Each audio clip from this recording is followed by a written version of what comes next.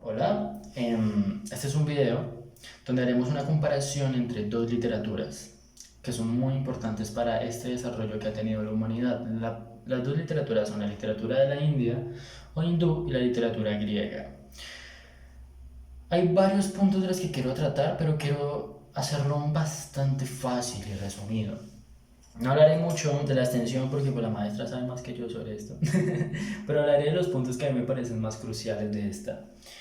Primero, hay que plantear la literatura. Ambas, prácticamente, históricamente, la literatura es un lenguaje, es una forma de lenguaje, que, en la definición, es un sistema de comunicación formado por signos de tipo oral y escrito que sirve para que los seres humanos podamos expresar muchas ideas, pensamientos, emociones y sentimientos a los otros seres humanos.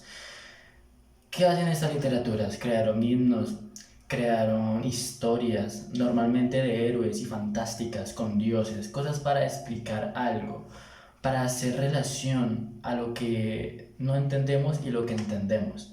Y esto se fue a través de la historia. Aún sigue habiendo literatura en diferentes culturas, pero se basa, ya que la literatura hindú es de las más antiguas, como la literatura griega, que fue la que más se extendió. Por lo tanto, hay un punto en común en ambas, es que pueden ser y son inmortales. ¿Por qué? Porque siempre se pueden plantear diferentes ideas de cada una que van desarrollando más individualmente la persona, que es literatura india o literatura griega. Y se aprende, siempre es un aprender. Ambas se le pueden dividir en etapas, cuatro etapas cada cual. Las cuatro etapas de la literatura hindú la primera es la literatura adhikar. Esta resalta la poesía y relata hechos heroicos. La segunda, la literatura Bhaktikar, perdón. Esta se desarrolló entre los siglos XIV y XVII, que habla y consiste en Dios, la divinidad, el por qué es importante creer. La tercera, la literatura rítica, que esta es como un romanticismo. Esto es de 1600 a 1850 después de Cristo. Esto habla sobre el amor, los sentimientos, lo que viene más de la persona para expresar. Y la cuarta, la literatura adhunika, que esta es la más moderna, desde el siglo XIX hasta hoy en día, que tiene diferentes puntos de vista de trama, como drama, comedia, criticismo, novelas, relatos cortos y no ficción. Estos son los temas que más se pueden encontrar en este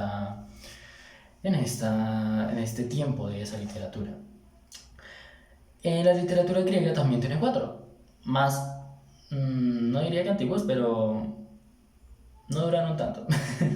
Obviamente uno aprende más, pero lo que es convencionalmente ellos, Griese, no, porque pues los mataron, así que no. La primera es la época arcaica, que esta se caracterizó por la poesía y historias de héroes y dioses, como lo de la Odisea y la Ilíada, que son, en mi perspectiva, las más representativas de esta. La época dorada, la época dorada fue cuando Atenas fue el centro de cultura de Grecia y floreció la literatura y floreció todo lo demás, así que se volvió algo muy importante para su época. La tercera es la helenística. Esto fue durante el periodo de reinado de Alejandro Magno, donde pasaron varias cosas y en el hecho de muerte de Alejandro Magno, esta fue la época que se resaltó, ya que Atenas dio paso a Alejandría en Egipto y ahí se estableció la mayor civilización de ellos. Y la cuarta es la época grecorromana. Esto fue en el periodo en el que en la conquista de Roma a Grecia, perdón. Y la prosa era la que predominaba en ellos. Prácticamente es un desarrollo, ambas tuvieron un desarrollo, un hecho de potencializarse cada vez más, en diferentes puntos de vista, diferentes relatos. Y hay tres relaciones que quiero plantear de estas dos literaturas que son. La primera es, existe la intención de explicar los orígenes del mundo, por lo cual siempre se van a encontrar relatos que hagan esto, explicar el porqué a todo lo que no se entiende y explicar el porqué a todo lo que ya se comprendió. Por eso hay dioses, por eso hay mitología, por eso hay tantas cosas ahí en ambas. La segunda es que hay un cúmulo de hechos fantásticos en los cuales se intervienen seres con cualidades sobrenaturales y extraordinarias, dioses, criaturas mitológicas, criaturas extraordinarias, como podemos ver en ambos casos, de historias que se plantearon en tal tiempo. La tercera es, en gran parte de sus relatos se habla de las historias de sus dioses, dando a entender el respeto a la divinidad que tenían. Para ellos la divinidad era potencialmente muy importante, casi lo más importante, porque para ellos era por lo que se hacía todo. Hay tres libros, si no estoy mal, en la literatura hindú que son los Vedas, que esto se divide en 4 libros, que bueno, la maestra ya hablaron de eso antes. Bueno, los Vedas, el Mahabharata, que es como una Biblia, todo lo religioso, todo lo de divinidad está ahí en el Mahabharata. Y el Ramayana, que es una historia de amor de un rey que busca a su reina prácticamente. ¿Por qué es importante esto? Estos son los principales pilares de la literatura hindú, los primeros, los que más potencializaron y más se caracterizaron por lo que decían y por cómo actuaban en las personas, el lenguaje para expresarlo. Y en la literatura griega, en mi caso, los que más me fascinaron cuando lo leí fueron la Odisea y la Ilíada de Homero.